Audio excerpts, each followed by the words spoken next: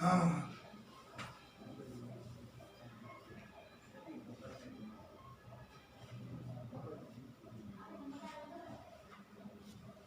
बोलिए भागवत स्वरूप भगवान की जय। સુખદેવ પ્રભુ કહે છે કે નચિકેતા નામના એક બાળ ઋષિ હતા અને એમના પિતા એનો ઉદાલક ઋષિ અને એમણે યજ્ઞ કર્યો. યજ્ઞ સમયે એમના પિતા દાન કરતા અને દાનની અંદર પણ ઘરડી ગાયો એનું દાન કરતા હતા. ત્યારે આ બાળ ઋષિ નચિકેતાએ પૂછ્યું કે પિતાશ્રી, આપ આવી ગાયોનું દાન કરો છો તો હું પણ મિલકત જ કહેવા, તો મારું દાન કોને કરશો? ત્યારે પિતા તો ગુસ્સે થયા અને નચિકેતાને કહ્યું છે કે તારું દાન હું યમરાજાને કરી દઈશ. હવે આવો સંકલ્પ પિતાએ કર્યો અને એમ કહ્યું એટલે તરત એ તો ગયા જ. એ કે આપે હું મારું દાન થઈ જ ગયું અને હું યમરાજાની પાસે જાઉં જ છું. એટલે એ નચિકેતા ઋષિ, એનું નામ નચિકેતા, તો એ નથી કહેતા એમ નહીં, નચિકેતા. નચિકેતા આ ઋષિ યમરાજા પાસે ગયા. યમરાજા તો એમને મળી શક્યા નહીં.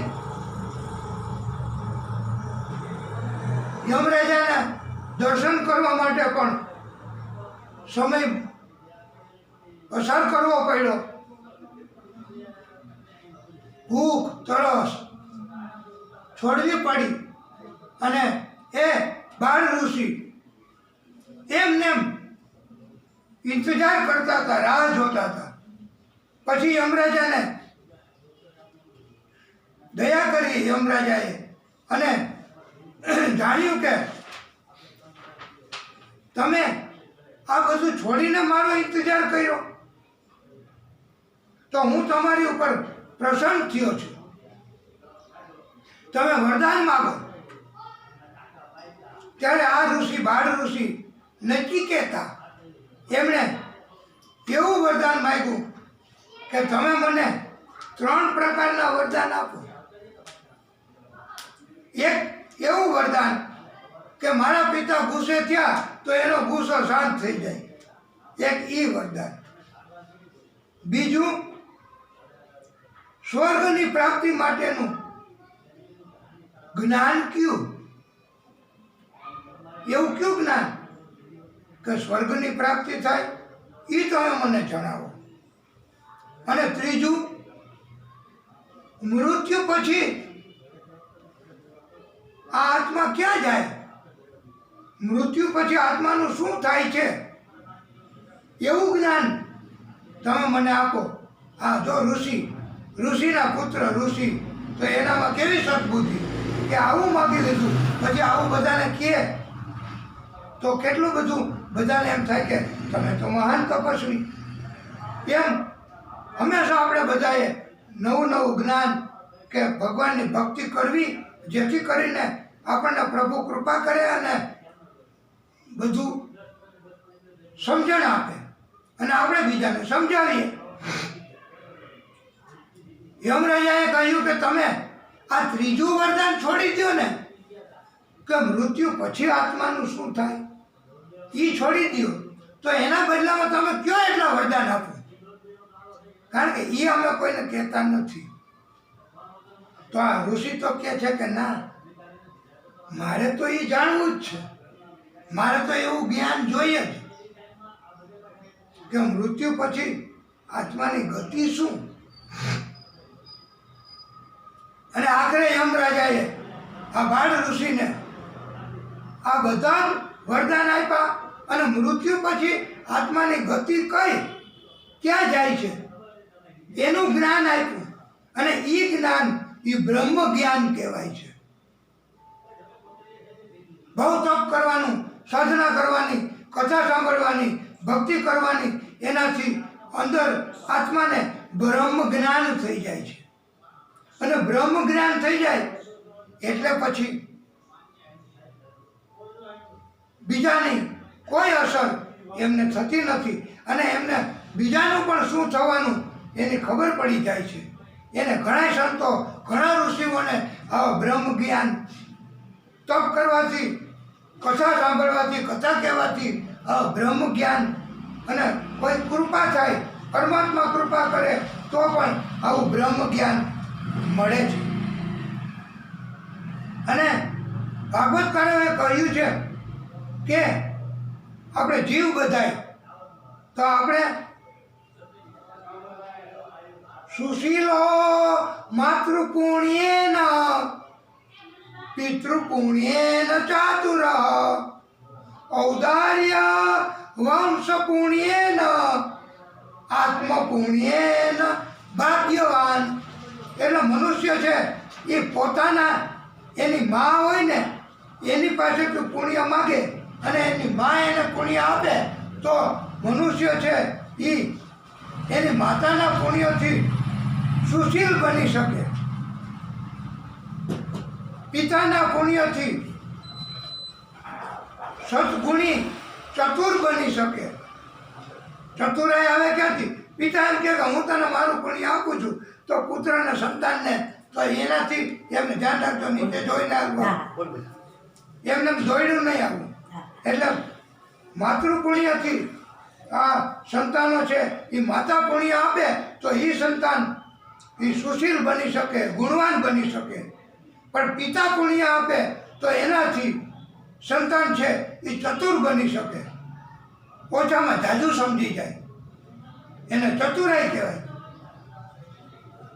અને અત્યારે કળિયુગમાં તો ક્યાંય ચતુરાઈ તો હોય જ નહીં હો. ભક્તિ નથી ને એટલે, સત્સંગ નથી એટલે, સત્કર્મ નથી એટલે, કથા થઈ ગઈ તો હોય એ તો કે આપણે પ્રભુની કૃપા થશે તેથી કરશું, કરાવશું અને સાંભળશું બસ. એટલે નથી ચતુરાઈ આવતી. પણ પિતા એના પુણ્યથી ચતુર બની શકાય, બુદ્ધિ શક્તિ આવી જાય. આપણે નથી કહેતા વડ એવા અને બાપ એવા બેઠા. એ કામ કે પિતાનું કાંઈ આપણને પ્રાપ્ત થયું હોય તો એનાથી આપણને ચતુરાઈ આવે, બુદ્ધિ આવે. અને વંશ પેઢી તો એ કે આ તો ભાઈ મરજાદી, આ એમના સંતાનો અને આ તો મરજાદીના સંતાનો આ બધા. તો એ બધાની અંદર અહીંયા પહેલાં હવેલી હતી એમ આ મરજાદી, આ વૈષ્ણવો એમના પેઢીના નામથી, એમના પેઢીના કર્મના પુણ્યથી ઉદારતા આવે. પણ આપણે બધાને આનાથી પૂરું ન થાય. ચતુરાઈ બને, ચતુર હોઈએ, સુશીલ હોય, સદગુણી હોય આપણે બધાય, આપણામાં ઉદારતા હોય તો એનાથી કાંઈ પ્રભુ આપણને મળે, એનાથી આપણું કામ ચાલે. પણ આપણે તો ભક્તિ કરવી અને આપણા પોતાના સત્કર્મ, આપણા પોતાનું પુણ્ય કમાણી કરીએ તો જ આપણે ભાગ્યવાન બની શકીએ. એટલે એમ કીધું છે કે આત્મપુણ્યેન ભાગ્યવાન. પોતાના જ પુણ્યથી પોતે ભાગ્યવાન બની શકે, નહીંતર ભાગ્યવાન બીજા કોઈ પુણ્ય આપે તો ન બની શકે. જેમ બીજા કોઈ ભોજન લે તો આપણી ભૂખ ન પૂરી થાય, એમ આપણે પોતે ભાગ્યવાન બનવું પડે. અને ભાગ્યવાન બનવા માટે આ કથા સાંભળવી, સત્સંગ કરવો, દર્શન કરવા, બીજા કોઈની નિંદા કે બીજા કોઈની ટીકા ન કરવી, બીજા કોઈની વાત ન કરવી. હંમેશા હું અને મારા ભગવાન, એના સિવાય બીજું કાંઈ ન હોય તો જ. અને હવે તો આપણે આ અડધી કાઠીએ પહોંચી ગયા. અને આમાં તો એવું નથી અડધી પોણી કે કેટલી જિંદગી ગમે ત્યારે આવી જાય આ મૃત્યુ, તો એનું કાંઈ નક્કી નથી. એટલે તરત જ સમય બગાડ્યા વગર બધું મૂકીને પરમાત્માની કથા મારે જાવું, પ્રભુની વાત મારે સાંભળવી. ઘરમાં પણ આપણે હોઈએ ને કોઈ એવા સંત કે કોઈ એવા મહેમાન કે કોઈ એવા જ્ઞાની માણસો પધારે તો બધું કામ મૂકીને મને આ વાત સમજાવો, મને તમે આવું કહો, મને આમાં ઈચ્છા છે જાણવાની, તો આ બધું મૂકીને મોહ માયા અભિમાન છોડીને નીચે બેસી જાઓ, તો જ એ આપણને જ્ઞાન આપશે. જ્ઞાન છે એ આવી રીતે આમ ઉપર નથી દેવાતું, જ્ઞાન છે એ નીચે દેવાય છે. અને એટલે તો વક્તાશ્રી છે એ આસન ઉપર બિરાજમાન થાય એટલે એની અંદર ભગવાનની કૃપા થઈ જાય અને એની અંદર આવીને ભગવાન બધું કહેવા માંગતા હોય, એ વક્તાને ખબર ન હોય. અને શ્રોતા એમને પણ એક ચિત્તે એક આસન ઉપર બેસી અને બીજે ક્યાંય ધ્યાન કે મન મોકલા વગર આપણે કથા સાંભળીએ તો પ્રભુની ઉત્તમ કૃપા થાય, ભાગ્યવાન બની શકાય. એટલે તો એમ કીધું છે કે આપણું જીવન હવે પછી ધન્ય ધન્ય બને જો આપણે કથા 7 દિવસની સાંભળીએ તો, અને પ્રભુની કૃપા હોય તો જ સાંભળવા મળે છે. આમ આ પ્રભુની કૃપા અને આ ભાગવતજીની કથા, એમનું મૂલ્ય, એમનું મહત્વ આપણને કહેવામાં આવ્યું છે. અને આજે આપણે પ્રથમ દિવસની કથામાં એમનું મહત્વ શું છે, એમને ઓળખશું, એમની ખબર પડશે તો જ આપણને આવતીકાલની કથામાં પ્રીતિ જાગશે ને કે આ તો ભાગવતજીની કથા છે. હવે ઘણા માણસમાં કે ઘણા લોકોને અજ્ઞાનતાના કારણથી અનુભવ કે ખબર જ ન હોય, એમ ખબર હોય એટલી કે ભાગવતની કથા છે, ભાગવતની કથા કે છે, પણ બીજું એ ખબર ન હોય કે આ શું તત્વ છે, આ શું પોતે છે, આ પ્રભુ પોતે જ છે. આ ભાગવતજી એ પ્રભુ પોતે જ છે એવી ખબર પડે, એનું મહત્વ સમજાય તો જ આપણે લઈને, નકર આપણે દવા પણ નથી લેતા, પરાણે આપવી પડે. ડાક્ટર એમ કહે કે દવા તો 3 ટાઈમ લેજો જ, નહીં તો દર્દ નહીં જાય, તો પરાણે કેમ દવા લેવી પડે છે?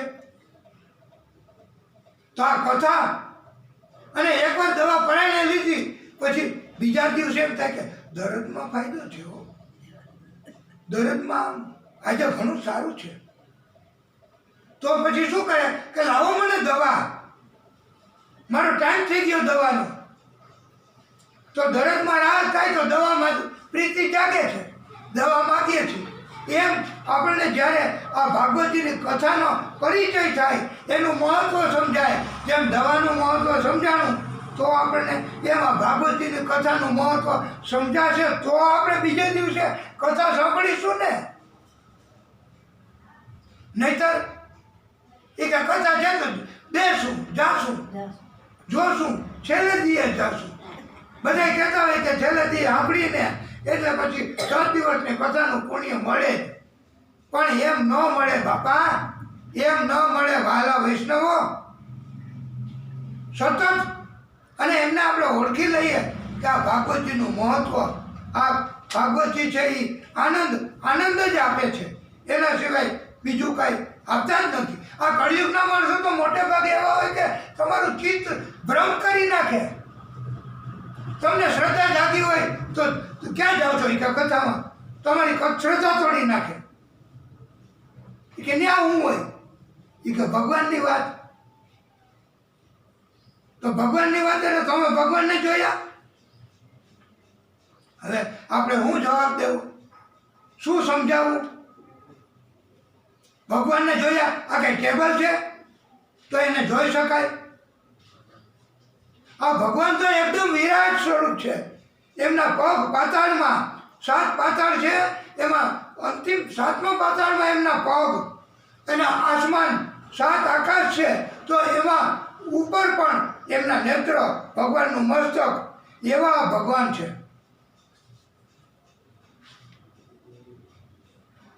તો એમને આપણે જોઈ શકવાના. અને પ્રશ્ન પૂછવાવાળા કે તમે ભગવાનને જોયા છે, તો ભાઈ ભગવાનને જોવા એ કઈ એટલું સરળ છે? ભગવાનને જોવા એના માટેની દ્રષ્ટિ ક્યાં? તમે કેટલું ઊંચે જોઈ શકો? 2 માળ 3 માળ 4 માળ 5 માળ 500 ફૂટ પછી કેટલું ઊંચે જોઈ શકો? તમે ભગવાનને કેવી રીતે જોઈ શકવાના? તો તમે ભગવાનની કૃપા અને ભગવાનની વાત, તો ભગવાન એને આપણે જોવા માટે આપણી ઉપર ભક્તિ જાગે, દિવ્યતા જાગે, તો જ આપણે ભગવાન આપણને દ્રષ્ટિ આપે તો જ ભગવાનને જોઈ શકાય. અને ઘણા વખત આપણે સાંભળ્યું છે કે અર્જુનને પણ ભગવાને દ્રષ્ટિ આપી હતી દિવ્ય, તો દર્શન કરી શકાતા ને. તો આપણે ભગવાનને એમ જોઈ શકાય? એમ ભગવાનને આપણે એટલું બધું સહેલું છે કે ભગવાનને જોયા છે તો ભગવાનને એમ જોવાય, ભગવાન એમ દેખાય? ભગવાનની કૃપા માટે તો ભક્તિ કરવી પડે. શરીરનું ભાન ન રહેવું જોઈએ, ક્યાં બેઠા છીએ એનું જ્ઞાન ન હોવું જોઈએ, એનું કાંઈ ન હોવું જોઈએ. ભાગવતમય થઈ જાવ, ભગવાનમય થઈ જાવ, અને અંદરથી કોઈ અવાજ ન નીકળવો જોઈએ. તો બીજા શ્રોતાને તો વિઘ્ન આવે કથા સાંભળવામાં, તો એ ભગવાનનો અપરાધ થઈ જાય. તો તમે પ્રશ્ન પૂછો છો કે ભગવાનને જોયા છે, તો ભગવાનને એમ જોઈ શકાય? એના પાતાળમાં પગ, આકાશમાં ઉપર એમનું મસ્તક, એટલા આ વિરાટ સ્વરૂપ છે ભગવાન. તો એવા વિરાટ સ્વરૂપને જોઈ શકવાની આપણી આંખમાં શક્તિ ક્યાં? હવે તો થોડુંક આંખું નથી દેખાતું, થોડુંક નજીકનું નથી દેખાતું, દ્રષ્ટિ ક્યાં? પણ ભક્તિ કરે, સત્સંગ કરે, ભગવાનમય થઈ જાય, એને ભગવાન કૃપા કરે. એમ ભગવાન કોઈથી છેતરાય ને, ભગવાન કોઈની ઉપર કૃપા નથી કરતા.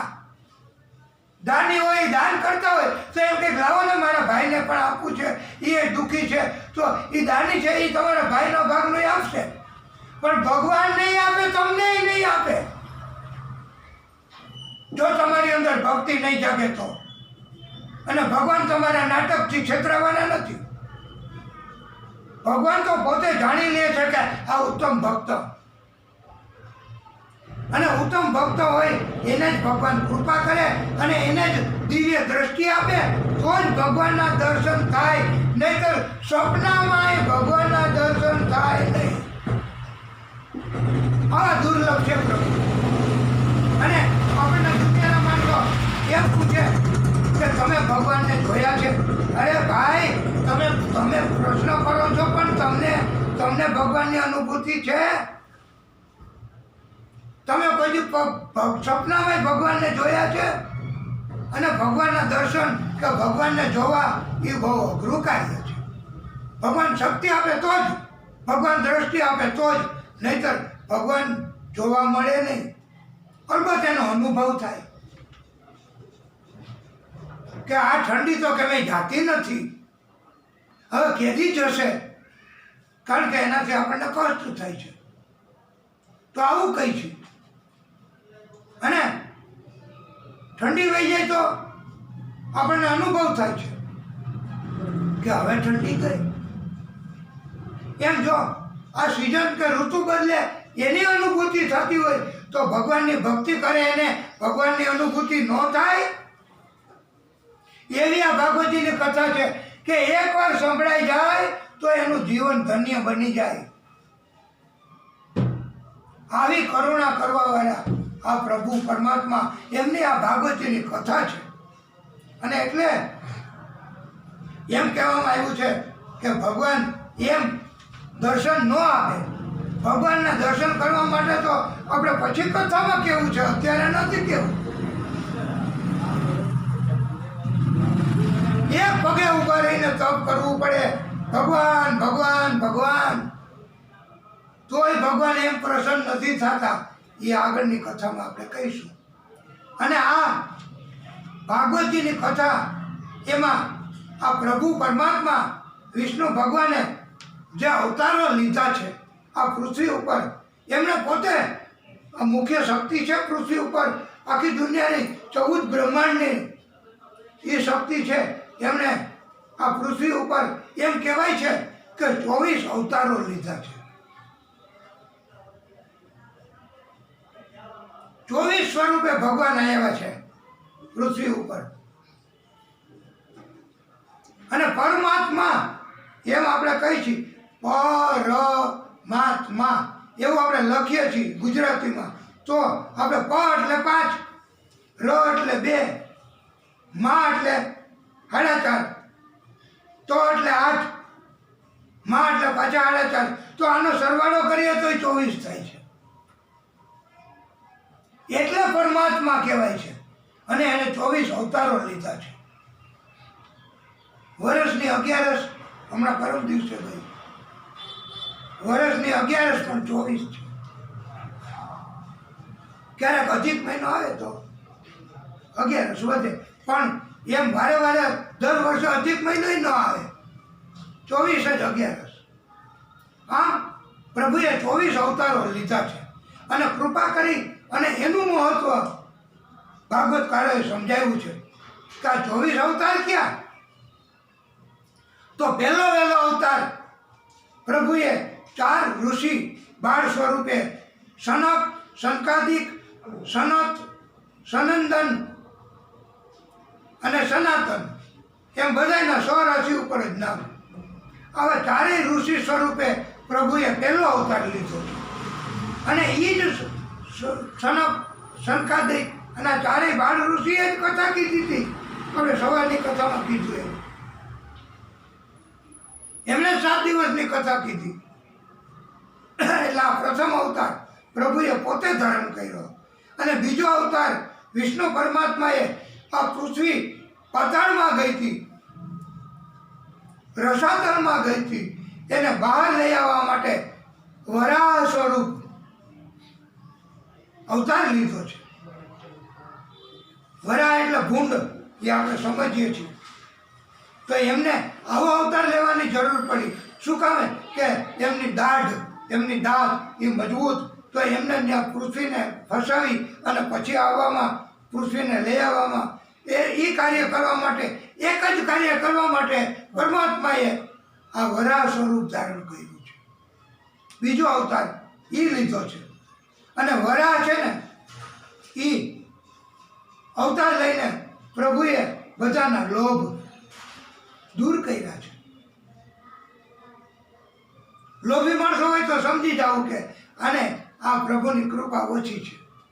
વરાહ સ્વરૂપ ભગવાનની કૃપા એમની ઉપર ઓછી છે. અને ન હોય તો બહુ લોભ્યા હોય. જેને તમે બધા આપણે નથી કહેતા કે તેલમાં મક્ખી હોય તો પણ એ લઈને ચૂસી લેવી, આવો લોભ. તો આ પ્રભુની કૃપા કેટલી ઓછી કહેવાય. અને ઉદારતા પ્રભુ આપે છે. વરાહ ભગવાનની કૃપા થાય તો તમને ક્યારેય લોભ ન જાગે. અરે એ તો બધું જ રહી જશે. એકવાર કથાનું આયોજન તો કરીએ. એમ મોટી ઉંમરના માણસો સંતાનોને કહેતા હોય છે કે તમે દીકરાઓ આયોજન તો કરો. બધું છે પણ કે કેવી રીતે કરવું, એમાં આટલું બધું જોઈએ, આ બધું જોઈએ, ધન જોઈએ, પ્રભુની સંતોની મહેરબાની જોઈએ, અને આ બધું કેમ કરવું?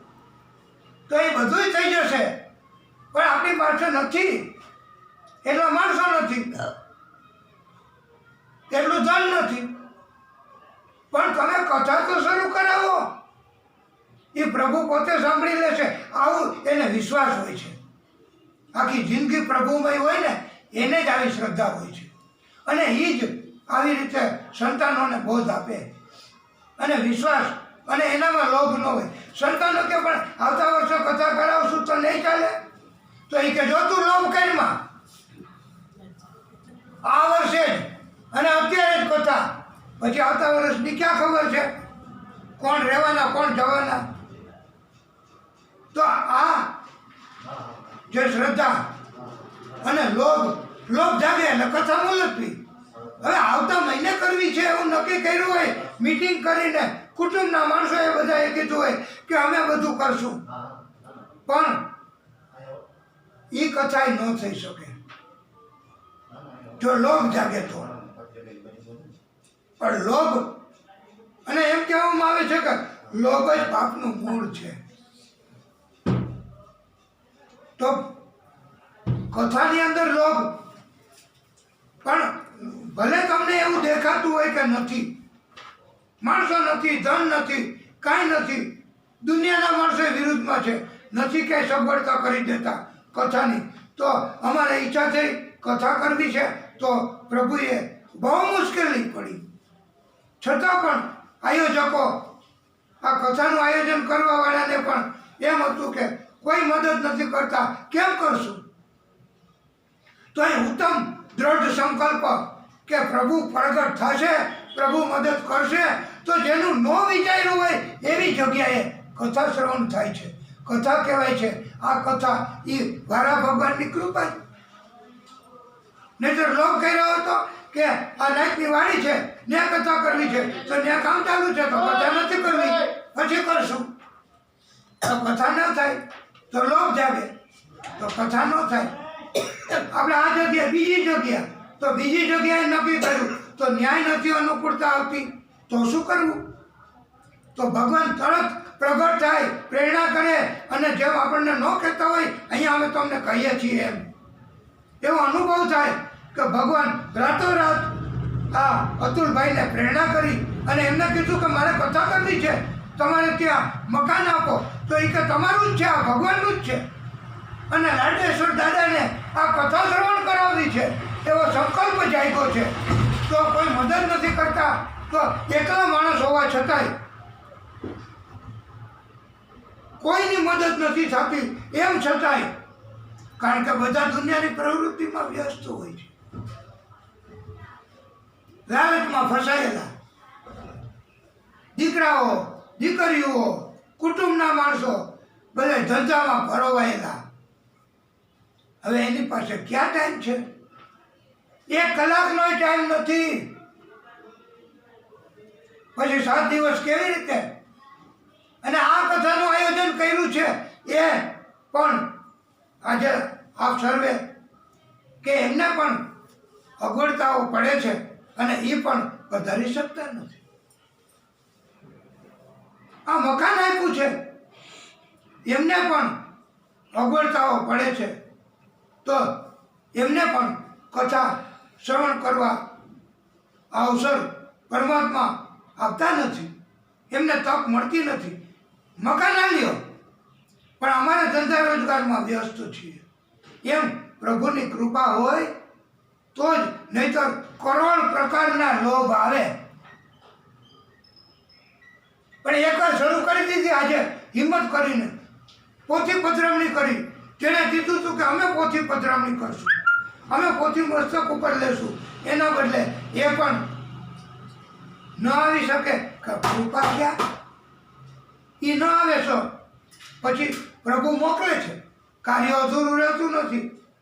તો પ્રભુએ ભક્તને મોકલા, તો એમને અંદર પ્રીતિ જાગી, એમને મસ્તક ઉપર પોથી રાખી અને આ પોથીની પધરામણી કરી, અને એનું નામ પુણ્યની કમાણી કહેવાય. અને જ્યારે ખબર પડી પાડોશમાં બધાને કે કથા ચાલુ થઈ ગઈ, તો બધા એક પછી એક શ્રોતાઓ એને પણ આ કોણ બોલાવે છે? અમારાથી તો ઘરે ઘરે જઈને કહેવાતું નથી કે તમે પધારજો, તમે પધારજો, તમે પધારજો. કારણ કે આ તો ભગવાનની પ્રીતિ જાગે એ જ પધારી શકે, જેના જીવનમાં જન્મ જન્મના પુણ્ય હોય એ જ કથા કરાવી શકે ને સાંભળી શકે. નહીંતર કુટુંબમાં બધે કંકોત્રી મોકલો, સંદેશો મોકલો, પણ આવી શકાય નહીં. અને કથા શરૂ જ કરાવી એ પણ એમની કૃપા હોય તો જ થાય. નકર એકલા માણસ, એમને પ્રભુ પોતે જ કોઈને કોઈ સ્વરૂપમાં આવી જાય કે હાલો હું તમારે ત્યાં આવું છું, હાલો હું તમારી આ સફળતા કરી દઉં, હું તમને આ સફળતા કરી દઉં, હું તમને આવી રીતે કથા તમને કહેવામાં સહેલું પડે. અને આયોજક છે એમને પણ કથાનું આયોજન કરવામાં સરળતા રહે એવું કરવાવાળું કોણ? એ આ પરમાત્મા પોતે જ. એ આ ભાગવતજીની કથા, પણ એની અંદર શ્રદ્ધા તો રાખવી. એમ આ વારા ભગવાન એમણે એમ કીધું છે, એવો બોધ આપ્યો છે કે લોભ કરવો નહીં. અંતિમ ધન બચ્યું હોય તોય કોઈ આવે તો એમને કષ્ટ હોય તો આપી દેવું. થોડીક જ જળની વ્યવસ્થા હોય તો પણ કોઈ આવે તો એમને આપી દેવું. બીજાને મદદ કરવી એના માટે જ જીવન જીવવું. ગાય છે એ પોતાનું દૂધ પીતી નથી. અમૃત સમાન દૂધ ગાય માતાનું છે. ઝાડ છે એ પોતાના ફળ પોતે ખાતા નથી. તો આપણને મળે છે. એ મંડે પોતે ફળ ખાવા, ગાય પોતે જ દૂધ પીવા માંડે તો આપણને દૂધ અમૃત તત્વ ન મળે. એમ ભાગવત કથા એમ કહે છે કે તમે બીજાના માટે જીવન જીવો તો એ કથા થઈ ગઈ કહેવાય. તમે કોકને જો એ તકલીફમાં છે તો એની તકલીફ દૂર કરો. આવું જીવન જીવતા હોય, બીજાની તકલીફ જોઈને તમને હૃદયમાં દુઃખ થવા માંડે, એ જ સંત હૃદય કહેવાય. એમ ભાગવતકારોએ કહ્યું છે. અને પછી તો આ ત્રીજો અવતાર એ નારદજી સ્વરૂપે પ્રભુએ લીધો છે. અને એમણે ભક્તિનું પ્રસારણ કર્યું છે. પ્રભુએ નારદજીનું સ્વરૂપે પ્રાગટ્ય કરીને. અને ત્યાર પછી ચોથો અવતાર નર નારાયણનું રૂપ ધારણ કરી અને પ્રભુ પૃથ્વી ઉપર પધાર્યા છે, પ્રાગટ્ય કર્યું છે.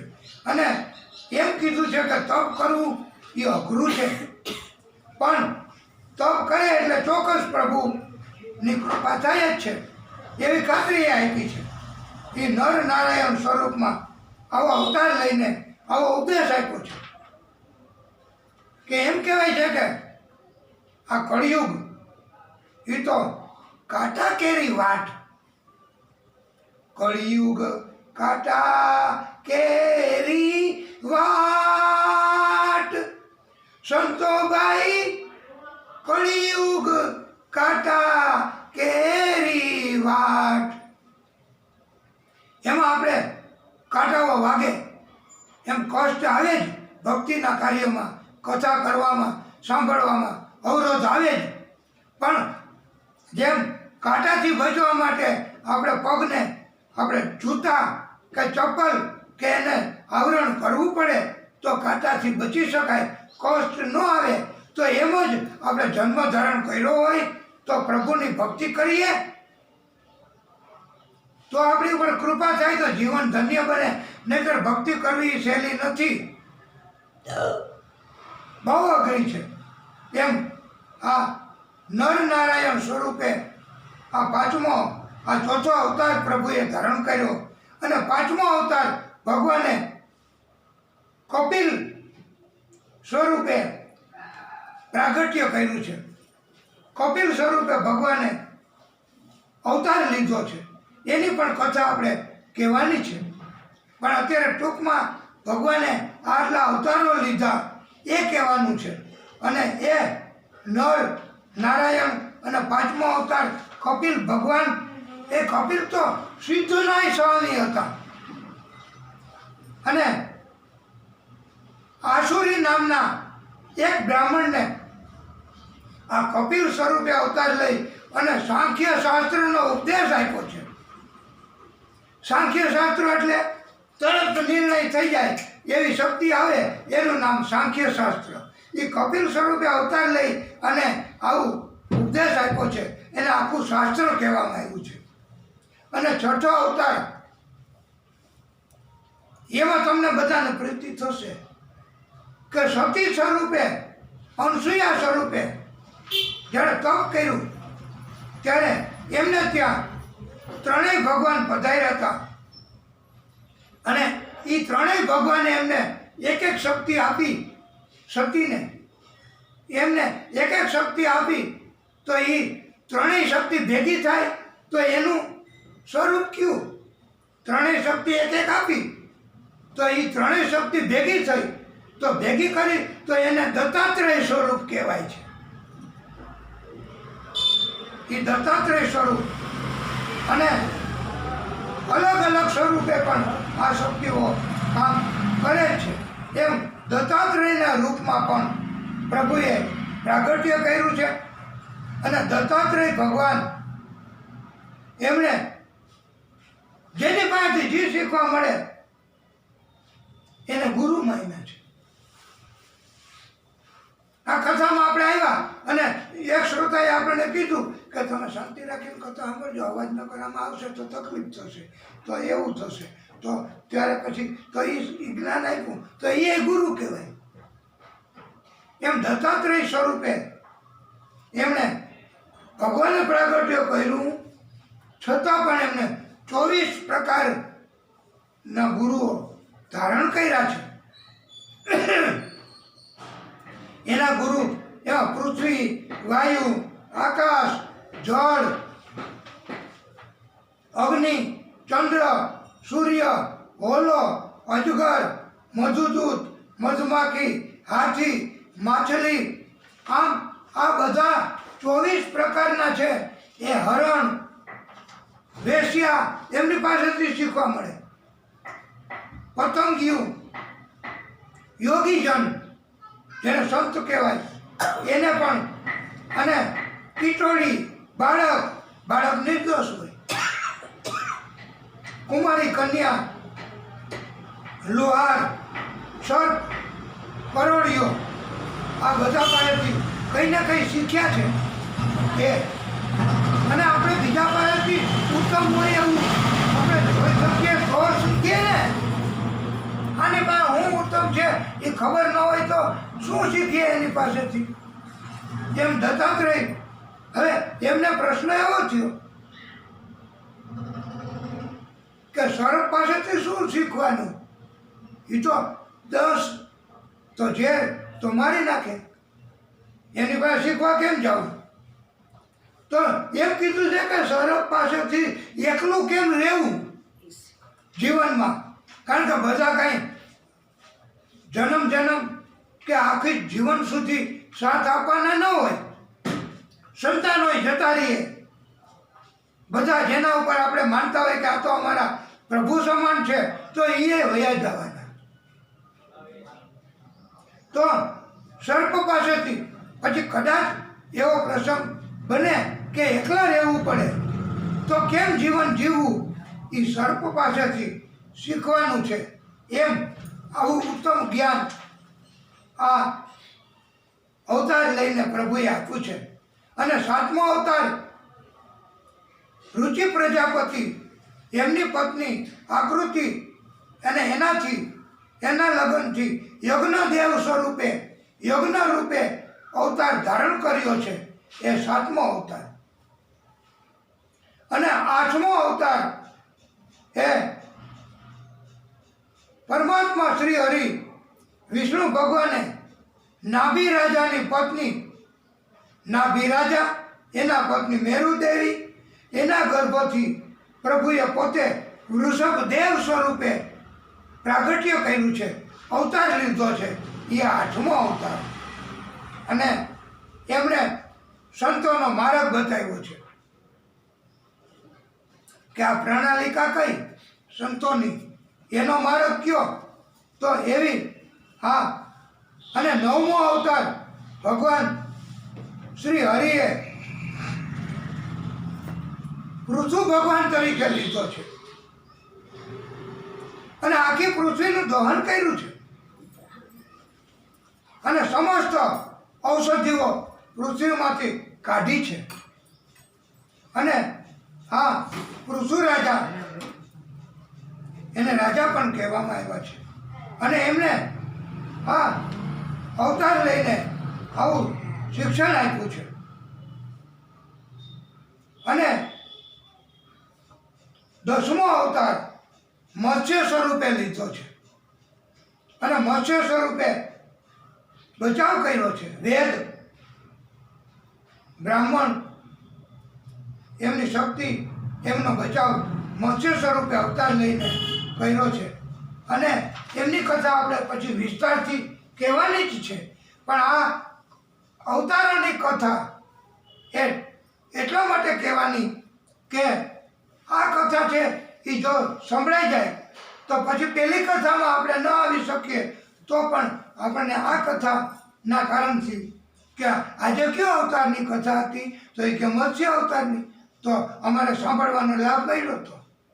તો આજે આપણે ચૂકી ગયા તો કાલે જશું, તો એ અવતારની કથા આપણને તક મળી છે, એટલે આ 24 અવતારોની કથા તો કહેવી જ. અને 11મો અવતાર કાચબા સ્વરૂપે, 12મો અવતાર ધન્વંતરી સ્વરૂપે, 13મો અવતાર મોહિની દેવીના રૂપમાં લીધો પ્રભુએ. અને આ 13 અવતારો છે પ્રભુના, એને ભૈરવ અવતારો કહેવાય છે. આવા અવતારો લઈને ભૈરવજી કરે એવી ક્રિયા, એવી લીલા પ્રભુએ કરી છે. અને 14મો અવતાર નૃસિંહ સ્વરૂપે લીધો છે. 15મો અવતાર વામનજી સ્વરૂપે લીધો છે. 16મો અવતાર પરશુરામજી સ્વરૂપે લીધો. 17મો અવતાર વ્યાસ ભગવાન સ્વરૂપમાં, કે જેમણે આ ભાગવતજીના શ્લોકનો વિસ્તાર કર્યો, સરળતાથી સમજાઈ જાય એવું કર્યું છે ભાગવતજીને. એ આ વ્યાસ ભગવાન, એ ભગવાનનો અવતાર જ હતા, એમણે આ કાર્ય કર્યું છે. અને 18મો અવતાર રામજી સ્વરૂપે લીધો છે. 19મો અવતાર બલરામજીના રૂપમાં. 20મો અવતાર ભગવાન કૃષ્ણના રૂપમાં લીધો. અને દૈત્યોનો ભાર પૃથ્વી ઉપરથી હળવો કર્યો છે આ કૃષ્ણ અવતાર ધારણ કરીને. કોઈ પણ માણસો ત્રાસ આપતા હોય તો ભગવાન અત્યારે પ્રગટ થાય હો. એને વચન આપ્યું છે કે જ્યાં જ્યાં ત્રાસ તકલીફ થશે, ધર્મ નહીં થાય, ધર્મનો ભંગ થશે, કર્મનો ભંગ થશે, ફરજનો ભંગ થશે, ત્યાં હું આવીશ. એ કોઈ ના કોઈ સ્વરૂપે આવે અને એવો બોધ આપે કે અહીંયા તમે મંદિરે આવ્યા છો, તો આપણે મંદિરે ભગવાન સિવાય બીજી વાત ન કરાય. એમ બીજા વૈષ્ણવ જ કહે. એમ કથામાં સાંભળવા આવ્યા હોય તો બીજા શ્રોતા જ કહે કથા શાંતિ સાંભળજો, ઉત્તમ કથા છે. તો આ એ કૃષ્ણ ભગવાને કોઈ શ્રોતાને એમ થાય કે એનામાં એવું સમજણ ન હોય તો એ ગમે તેમ પ્રવેશ કરે તો એમને બીજા શ્રોતા કહે છે કે તમે આવી રીતે આમ કરજો, ઈશારાથી સમજાવતા હોય કે જેથી કરીને બીજા શ્રોતાઓને કથા સાંભળવામાં અપરાધ વિક્ષેપ ન થાય. આપણે એક તો મોડા આવીએ અને બીજા શ્રોતાને વિક્ષેપ થાય એવું કરીએ તો એ ભાગવતનો અપરાધ થઈ ગયો, ગુનો થઈ ગયો. આની સજા કેવી? એટલે એમ કીધું છે કે ભાગવતનો અપરાધ ન થાય એનાથી બચવું. કોણ બચાવે? ભાગવતજીની કથા. એમ આ કૃષ્ણ ભગવાને. અને પછી એમ કહેવામાં આવ્યું છે કે 21નો અવતાર બુદ્ધ સ્વરૂપમાં, અને કલયુગ પૂરો થશે ત્યાર પછી એ અવતાર થશે. એનું એ કીધું છે કે એ 24મો અવતાર. અને એ ધર્મદેવ અને મનુ એમની અંદર. અને આ 22 અવતારો પછી જયદેવ નામના વિદ્વાન પંડિત થઈ ગયા. એમણે તો એમ જ કીધું છે કે 24 નહીં પણ 9 અવતારો જ છે મુખ્ય. અને એમ જેમ જેમ પંડિતો એમ ટૂંકું કરતા ગયા કે જેથી કરીને એમણે 9 અવતારોનું કીધું છે. પણ પ્રભુએ જાતે અવતાર લીધો અને પ્રભુએ જાતે આ પ્રાગટ્ય કર્યું અને એમની કથા કીધી. તો એમની કથા એનો આ પ્રાગટ્ય કરીને તો એ તો એવી કથા આપણે સાંભળવાને. અને 24 અવતારોની કથા આપણે કરી જ અને સાંભળી જ. પણ હવે આપણે એવી કથા સાંભળવાની અને એવી કથા કહેવાની કે પ્રભુએ અવતાર ન લીધો હોય કોઈ સ્વરૂપમાં, નર અને સિંહનો, અને કોઈ સ્વરૂપમાં અવતાર ન લીધો હોય અને પ્રભુએ દૈત્યનો નાશ કર્યો હોય એવી કોઈક કથા અમને સંભળાવે. તો સુખદેવ પ્રભુ કહે છે કે હે રાજા, એક પ્રભુએ પોતે જ જાતે જ દૈત્ય હતો એનો વધ કર્યો છે, અને એને અવતાર નથી લીધો પ્રભુએ, અને એ કથા એ દૈત્યનો નાશ કર્યો એ દૈત્ય પ્રભુએ જાતે જ પોતે પ્રાગટ્ય, પ્રભુ પોતે આવીને પ્રભુએ પોતે જ પ્રાગટ્ય નથી કર્યું, જન્મ ધારણ નથી કર્યો, અને આ જાલંધર નામનો દૈત્ય હતો એમનો વધ કર્યો છે પ્રભુએ. પણ એ અવતાર લઈને થઈ શકે એવું નહોતું, પ્રભુ જાતે જ કરે તો જ થાય એવું આ જાલંધર. એમના પત્ની સતી વૃંદા હતા, અને એમણે આ સતી વૃંદાએ બહુ તપ કર્યું, અને એના કારણે એમના પતિનું આયુષ્ય અને એમનું આયુષ્ય આ સતીના બળથી જ હતું. અને એવી માળા એમના ગળામાં પધરાવી હતી સતી વૃંદાએ જાલંધરના અંદર, કે એ માળા પુષ્પની હોવા છતાંય કરમાય નહીં. કરમાય ક્યારે? કે જો એના સતીત્વનો ભંગ થાય તો જ. હવે આ સતીત્વનો ભંગ ક્યારેય કોઈ કરી ન શકે એવા સતી હતા વૃંદા. હવે એટલે અને જાલંધર તો, અને એની માળા કરમાય ગળાની તો જ એનું મૃત્યુ થાય એવું વરદાન હતું. તપ કરે ને વરદાન મળે, કથા સાંભળે એની ઉપર કૃપા થાય. ઘરે આવીને ભગવાન કૃપા ન કરે, પણ જો ભક્તિ વધે તો ઘરે આવ્યો, અને ભગવાન પ્રેરણા કરે કે તમને ખબર નથી કથા ચાલુ થઈ છે, એમ એનું નામ કૃપા. એટલે એમની આ માળા કરમાઈ જાય તો જ એનું મૃત્યુ થાય. હવે જાલંધરને તો અરે બધાને ત્રાસ દેવા માંડ્યો, એવો મોટો દૈત્ય, હું જ ભગવાન છું, મારા સિવાય કોઈનું નામ ન લેવું, મારા સિવાય કોઈની પૂજા ન કરવી, અને જે કરે એના ઉપર મારી નાખે, ત્રાસ દે. અને એક પછી એક ત્રણેય લોક ઇન્દ્રને જીતી લીધું, ઇન્દ્રાસન મળી ગયું. હવે પછી બધું જીતી લીધા પછી આ જાલંધર એમણે તો મહાદેવજીની સાથે યુદ્ધ કરવાનું, કૈલાસ પર્વતને જીતી લેવું છે, અને યુદ્ધ ચાલુ કરી દીધું. એને નોટિસ આપી દીધી, એને ચેતવણી કરી દીધી કે પ્રભુ મારે યુદ્ધ કરવું છે આપની સાથે, અને મને કૈલાસનું આ સ્થાન આપનું એ મને આપી દો. તો મહાદેવજીને એમ થયું કે તું મારી સાથે યુદ્ધ કરીશ, શું કામ આવો અપરાધ કરે છે, અને તું જીતવાનો. તો ત્યારે એમણે કીધું કે મારે યુદ્ધ કરવું છે, મારે આપનું કૈલાસ જોઈએ છે. હવે યુદ્ધ કરવા ગયો જાલંધર, સતીએ અટકાયો કે આ તો મહાદેવ, આ તો લાડવેશ્વર દાદા, એમની અવજ્ઞા ન કરાય. તો પણ એમણે યુદ્ધ ચાલુ કર્યું, અને પછી એમને મહાદેવજીને પણ કષ્ટ થયું કે આટલો પ્રયત્ન કરવા છતાંય આનું મૃત્યુ કાં ન થાય. એમણે વિષ્ણુ પરમાત્મા શ્રી હરિને સ્મરણ કર્યું.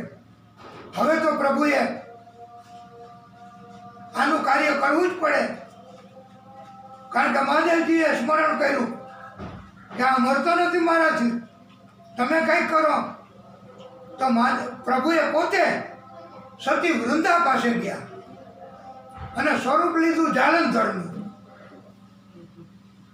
અને એવા સમાચાર આપ્યા કે સતી આપણે કૈલાસ જીતી લીધું છે, હવે આપણે ઉજાણી કરવી છે, આનંદ કરવો છે, ચાલો આનંદ કરીએ. એમ કરીને પ્રભુએ પોતે સતીની સાથે સમાગમ કર્યો, કારણ કે મહાદેવજી અને સર્વજન હિતાય, બધાનું કલ્યાણ, નકર તો આ દૈત્યના હાથમાં વયું જાય તો બધાનો નાશ કરે. એટલે પ્રભુએ આવું કાર્ય કરીને, અને પછી સતીને ખ્યાલ આવી ગયો કે આ કોણ છો એ આપ મને કહો, નહીં તો હું આપને શ્રાપ દઈશ. ત્યારે પ્રભુ પોતે દર્શન દીધા સતીને, અને ત્યાં યુદ્ધ કરતો તો જાલંધર એની ગળાની માળા કરમાઈ ગઈ. પછી એમને એમ થયું કે મારું મૃત્યુ હવે ચોક્કસ. પછી એમનું મૃત્યુ થયું છે. અને આવી લીલા કરી અને પછી તો વૃંદા એમણે પ્રભુને શ્રાપ આપ્યો સતીએ, અને એમ કીધું કે તમે પથ્થર બની જાઓ. એટલે પ્રભુએ પથ્થર બની જવું પડ્યું. અને એ સ્વરૂપ એને આપણે શાલિગ્રામ સ્વરૂપ કહીએ છીએ, એમની પૂજા કરીએ છીએ. અને શાલિગ્રામ થઈ ગયું સ્વરૂપ. પછી વૃંદાને એમ થયું કે મારાથી આવો શ્રાપ દેવાઈ ગયો આપને, આ દૈત્યો માટે થઈને. તો પછી પ્રાયશ્ચિત કર્યું અને એમને માફી માગી. પણ પ્રભુએ કૃપા કરી છે અને એમને કીધું છે કે હું તમારો સ્વીકાર કરું છું કાયમી રીતે.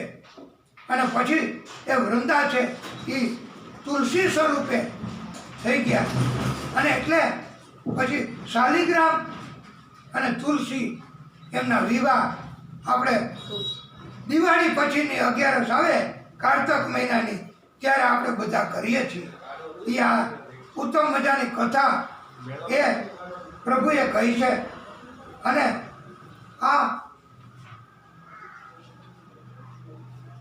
કથાની અંદર એમ પણ કહેવામાં આવ્યું છે કે ભીષ્મ પિતાએ બાણશૈયા ઉપર સ્તુતિ વંદના કરી અને પ્રભુને કહ્યું છે કે મારે આ કૃષ્ણની ભગવાનની આ બાણશૈયા ઉપર રહેવાની અને પછી ભક્તિ કરવાની, અને એનાથી આ હવે મોક્ષ ગતિ થાય. તો એના માટે હવે આપ એવું કહો કે એના માટેનું ઉત્તમ એવું ક્યું કથા કે એવું ક્યું ગ્રંથ કે એવું ક્યું તત્વ, તો જેથી કરીને બધા શ્રોતાઓને પણ એ ખબર પડે. તો એમ કીધું છે કે આ ભીષ્મ સ્તવન રાજ એની કથા, એનું વર્ણન ભગવાન કૃષ્ણએ કર્યું છે. અને આ ભીષ્મ સ્તવન રાજ એ કૃષ્ણનું જ જુદા જુદા સ્વરૂપોનું એમાં વર્ણન આવે છે. અને સૂર્ય, ચંદ્ર, શ્રેય, યજ્ઞ, વેદ, હોમ, સ્તોત્ર, વાણી, વીર્ય, નિદ્રા, સત્ય, ધર્મ, કામ, ક્ષેત્ર, સાંખ્ય, યોગ, મોક્ષ, માયા, વિશ્વ અને દ્રષ્ટા, આ વાયુ, વર્ણ, કાળ, પ્રાણ તત્વ એ બધું સ્વરૂપ એની કથા આ ભીષ્મ સ્તવન રાજની અંદર આવે છે. એ કથા જોકે કાંઈ બહુ સાંભળવા નથી મળતી, અને એટલે જ આપણી આ કથાની અંદર આપણે આ વિસ્તારપૂર્વક આ ભીષ્મ સ્તવન રાજની કથાનો આપ સર્વેને મહત્વ અને એનો પરિચય કરાવ્યો છે. અને આ મધુર કથા એક રીતે જે સાંભળે કઈ ભીષ્મ સ્તવન રાજની કથા, તો એ ભક્તોનું ચોક્કસ કલ્યાણ થાય જ છે. અને એવો બોધ આપ્યો છે કે જ્યારે ભૂખ લાગે ત્યારે રામજી એમનું સ્મરણ કરવું, કામ સતાવે ત્યારે ભગવાન કૃષ્ણનું સ્મરણ કરવું, એવો ઉપદેશ આપવામાં આવ્યો છે.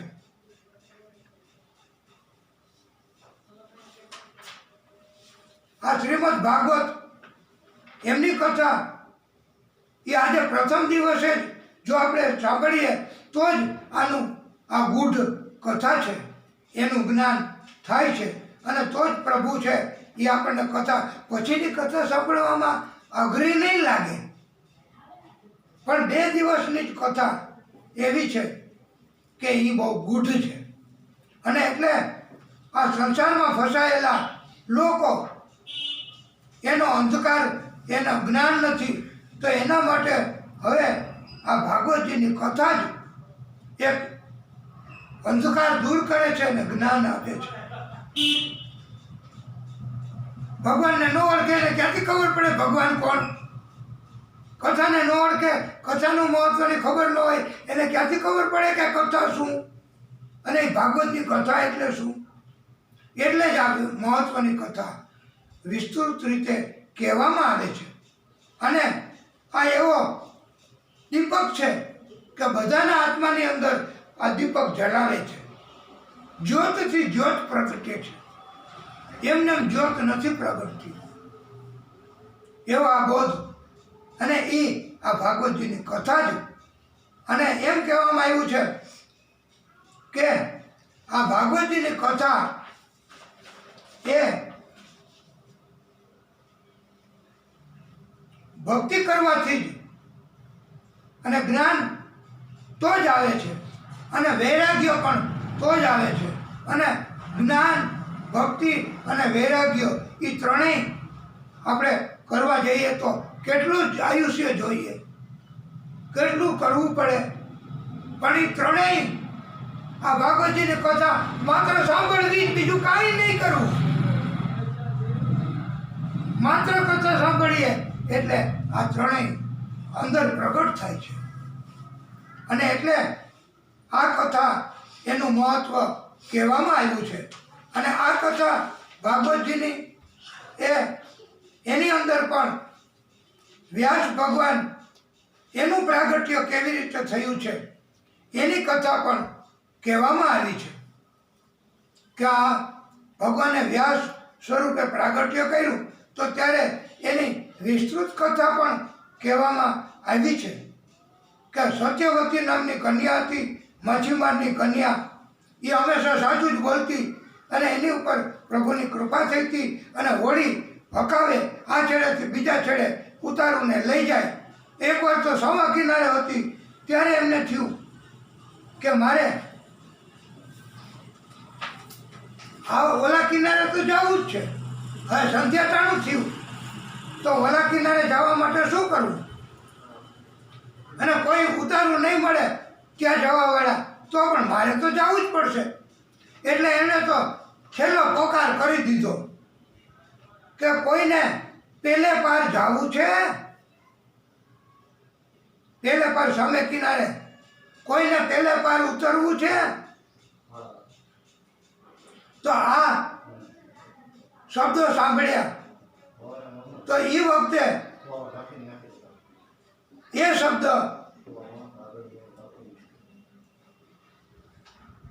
એ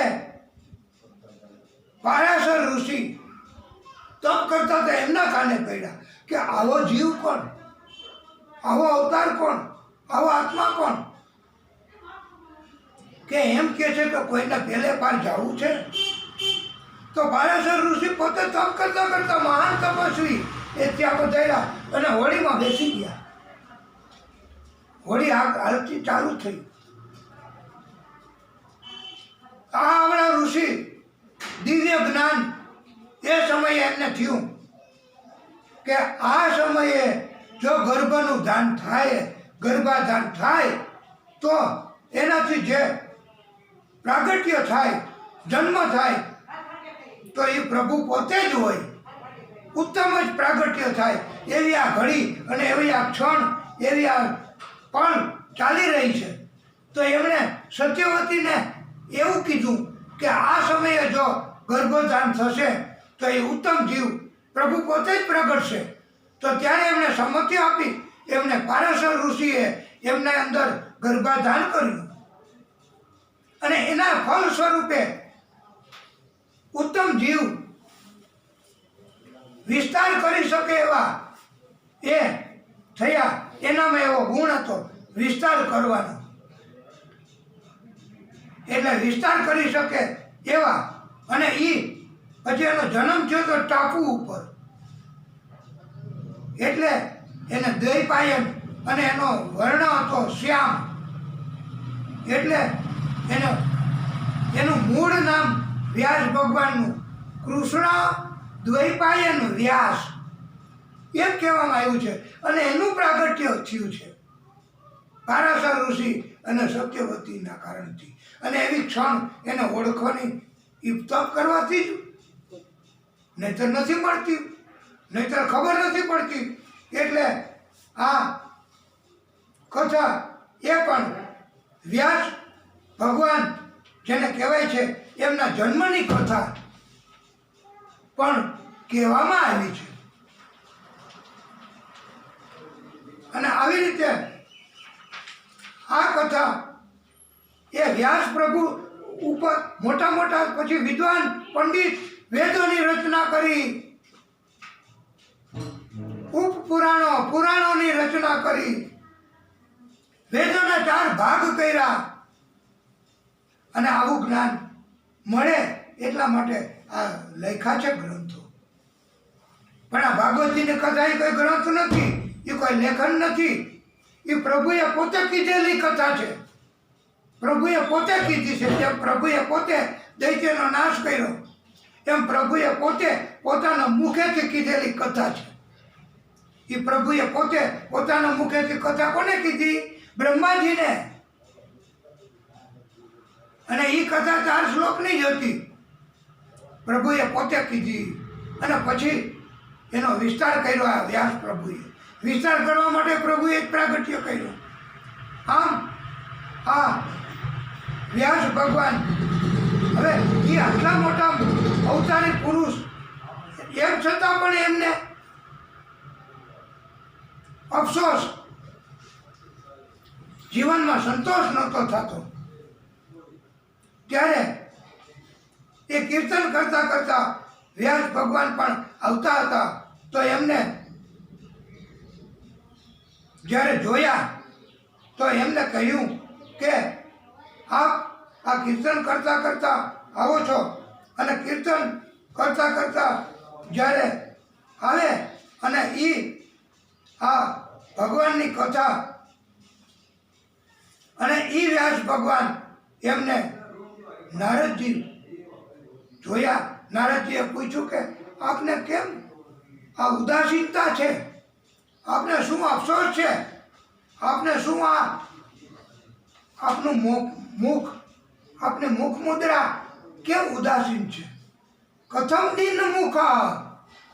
તો નારદજી ને વ્યાસ ભગવાને કહ્યું છે કે મેં આટલું રચના કરી પણ હજી મને એમ થાય છે કે હજી કાંઈક ઘટે છે, હજી કાંઈક મારે રચના કરવી, હજી કાંઈક મને સંતોષ નથી થતો. તો ત્યારે નારદજી ને આ વ્યાસ ભગવાને એવો પ્રશ્ન કર્યો છે. અને ત્યારે નારદજીએ આ વ્યાસ ભગવાનને એમની પોતાની કથા કીધી. નારદજીએ પોતે પોતાની વાત, પોતાની કથા આ વ્યાસ ભગવાનને કીધી અને એમ કીધું કે હે વ્યાસ મુનિ, જે વાણી, જે શબ્દ એનાથી ભગવાનની વાત ન થતી હોય તો એ શબ્દની અસર ન થાય સાંભળવાના ઉપર. જે શબ્દોની વાત ભગવાનની વાત હોય, જે શબ્દોમાં, જે કથામાં, જે વાણીમાં ભગવાનની જ વાત હોય તો એ વાણી છે એને પવિત્ર વાણી કહેવામાં આવે છે. એવી પવિત્ર વાણી એ જ ઉત્તમ કથા છે. એટલે તો ભાગવતજીની કથા કહેવા વાળા હોય એમને પવિત્ર વાણી જ કહેવી, તો જ શ્રોતાઓને બોધ લાગશે. નહીતર પવિત્ર વાણી નહીં હોય તો શ્રોતાઓને પછી એના જીવનમાં કથા ચોટશે નહીં. એટલે વક્તાશ્રીના તો એવો આદેશ છે કે પવિત્ર વાણી જ કહેવી, શબ્દ પણ અપવિત્ર ન વાપરવા. પધારો નથી, ઘણા એવા શબ્દો છે, આવો આવો, તો આ પવિત્ર વાણી ન કહેવાય. અને આ પવિત્ર વાણી એવી વાણીથી જ ભગવાન રાજી થાય છે એમ નારદજીએ કહ્યું છે. અને પવિત્ર વાણી સાંભળે ને એના જ પાપનો નાશ થાય. પવિત્ર વાણી ન સાંભળે તો પાપનો નાશ ન થાય. આપણે અત્યાર સુધી કથા ઘણી વાર સાંભળવા ગયા હોય પણ એ વાણીમાં પવિત્રતા ન હોય તો પછી કેવી રીતે આપણા પાપનો નાશ થાય?